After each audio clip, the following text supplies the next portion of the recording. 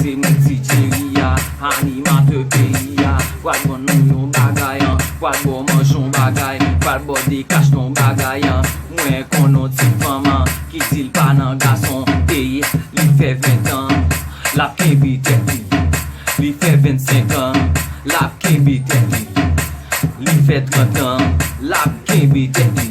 Mais pour gen 35 ans, qui so konek passé, tête manzé tout rit dans mes lan. On a la, c'est mon petit chéri ya, animateur pays ya. Pral ban nou yon bagay an, pral ban manjon bagay, pral ban déguston bagay an. Mwen kwaze yon faman, ka fe di fe jole, pou li pale espagnol an. Ma panse sou manzé, mais so kon di manzé lan. Chéri como esta, so kon manzé ripon an, como esta pa la, li soti depi matin. An ala, c'est mon petit chéri ya.